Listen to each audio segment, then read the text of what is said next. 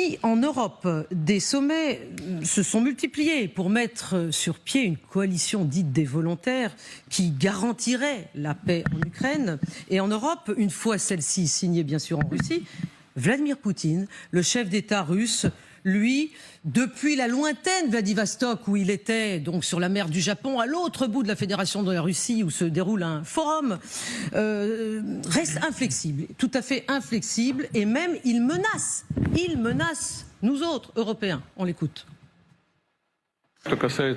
Quant à la présence éventuelle de contingents militaires occidentaux en Ukraine, c'est l'une des causes profondes de l'implication de l'Ukraine dans l'OTAN. Par conséquent, si des troupes apparaissent dans cette région, en particulier maintenant, pendant les hostilités, nous considérons qu'elles constitueront des cibles légitimes à détruire pour l'armée russe. Alors, écoutons bien ce qu'a dit Vladimir Poutine. Il faut analyser, Lucas Manger. Il parle quand même du fait que nous serions des cibles. L'Europe, les Européens seraient des cibles, bien sûr, ceux qui envoient leur contingent sur place en Ukraine. Je le cite, surtout maintenant, au moment où des combats sont en cours. Oui, alors c'est-à-dire qu'il n'a pas compris que c'est pas à ce moment-là qu'on voulait les envoyer. Il a parfaitement compris. Bon. Il joue sur les mots et il joue sur la menace.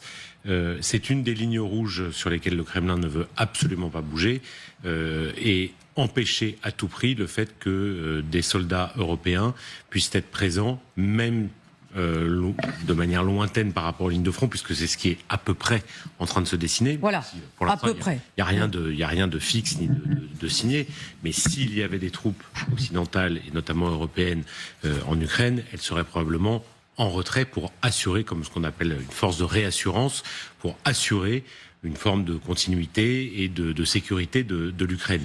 Les propos de Poutine sont très clairs, c'est-à-dire que, alors qu'il n'y a pas de négociation, faut le rappeler, il y a absolument rien qui se passe pour le moment de concret, c'est de dire, ça c'est une ligne rouge, et on menace directement, s'il y a des soldats britanniques, français, allemands, suédois en Ukraine, ils seront des cibles pour nous, parce qu'ils seront donc acteurs de la guerre. Si les propos de Vladimir Poutine n'étaient pas assez clairs, nous avons eu, comme d'habitude, j'allais dire, une explication de texte de la part de son porte-parole, Dmitri Peskov, qui a dit ce matin, les contingents militaires étrangers, notamment européens et américains, peuvent-ils assurer et garantir la sécurité de l'Ukraine?